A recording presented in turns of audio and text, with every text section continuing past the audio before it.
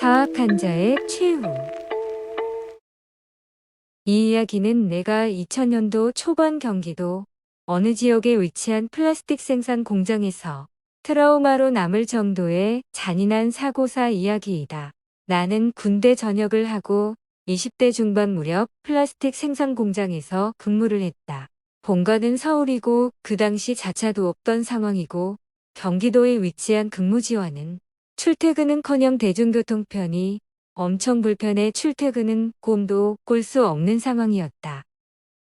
나는 사회생활의 내공도 기를 겸 생활력의 레벨을 높이기 위해 공장 기숙사에서 생활하기로 마음먹고 기숙사 생활을 했다.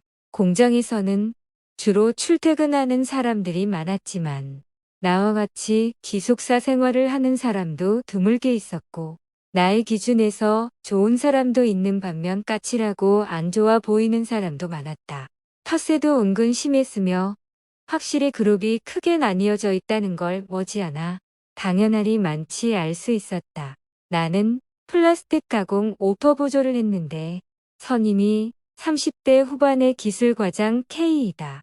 이 K는 그 전에 어떤 삶을 살아왔는지 학창시절이 어땠는지 조차 겪어보지 않고도 얼추 알 수 있을 정도로 괴팍하고 아치 기질이 엄청났으며 내가 성격상 꼼꼼하고 완벽에 가깝기를 추구하고 배우려는 의지를 추구해 어지간한 일 처리는 잘 처리한 편이었으며 웬만한 실수는 거진하지 않았다.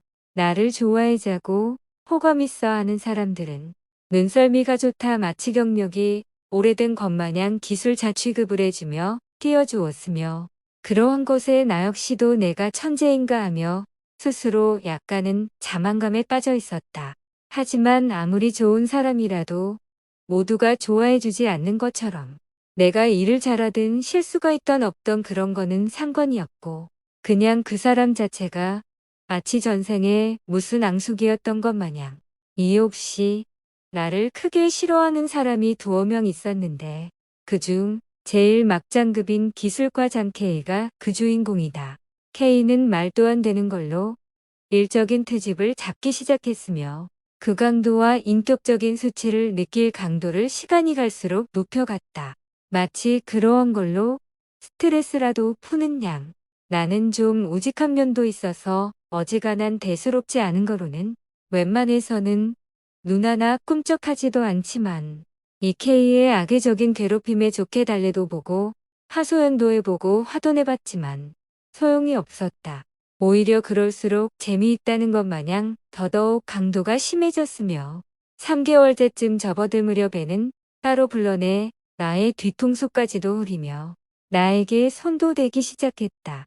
나는 모멸감에 분노가 일어났지만 나의 상황이 호락호락하지 않은 상태라 그 분노를 마음속으로만 저주를 퍼붓듯 읊조리고 있었다.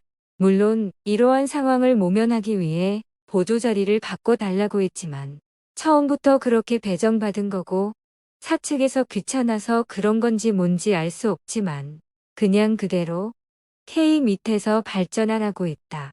나는 속으로 발전이고 나발이고 이런 엄청난 스트레스를 속으로만 나 혼자 감내해 가면서까지 이곳에 있고 싶지 않았다. 그러고서 그만두고 다른 걸 알아보자. 아, 좀 더 참고 버텨보자. 나아질 수 있을 수도 있지 않나? 이런 고민을 하며 거의 4개월 차에 접어들던 중 결정적인 사건이 크게 터지고 만다. PL 필름이 자주 기계에 끼어 어긋났는데 보조가 처리할 정도면 보조가 처리를 했고 그 외에 문제가 좀 있다 싶으면 K가 상태 체크 손을 봤다. 근데 그날 게임은 내가 처리할 수 있는 상태가 아니라 K가 면밀히 살펴보며 틀을 잡고 각도 맞추고 다시 운전하고 이걸 반복하며 손을 보고 있던 중 갑자기 우우억 퍽퍽퍽 하며 기계 프레셔에 몸만 남기고 머리통이 납작하게 눌리고 프레셔 기계 사이로 뇌하수체 및 온갖 것들이 고요하게 흘러나오고 있었다. 그 광경은 이렇게 말로 들어서는 그렇게까지 와닿지 않을 것이다. 정말이지 처참 그 자체였다. 나는 그와 3미터쯤 떨어져 있었고 다가가지 못한 채 그 기괴한 상태만 정신이 나간 것처럼 멍하니 응시하고 있었다. 그때 공장장이 와서 유어 프레셔 업다운 버튼에 손이 그대로 가 있는 K손을 치우고 버튼을 눌렀다. 틀려 올려진 프레셔와 바닥판에 온갖 부산물들이 괴기 영화에 나온 것처럼 고깃덩어리 같은 것들이 덕지덕지 붙어 있었고 내부에는 이상한 역겨운 비린내가 진동을 했다. 사람이 몸과 정신이 따로 놀 때가 있는 거 다들 알 것이다. K는 급한 마음에 빨리빨리 처리하려다 차분하게 하지 못했고 손은 버튼에 있는 채로 머리를 안으로 들이밀어 안쪽 상황을 살핀 것이다.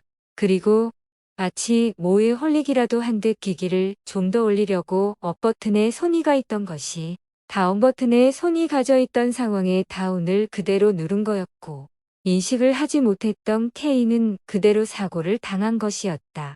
나는 그러한 처참한 광경과 괴기스러움을 바로 생생하게 눈앞에서 각인했기에 멘탈이 강한 편이었지만 그러한 광경에는 정신적 충격을 확실히 먹긴 했다.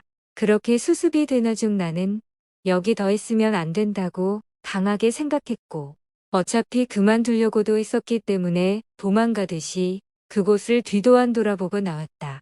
시간이 그렇게 지났음에도 나는 지금도 드물게 그때의 악몽을 꾼다.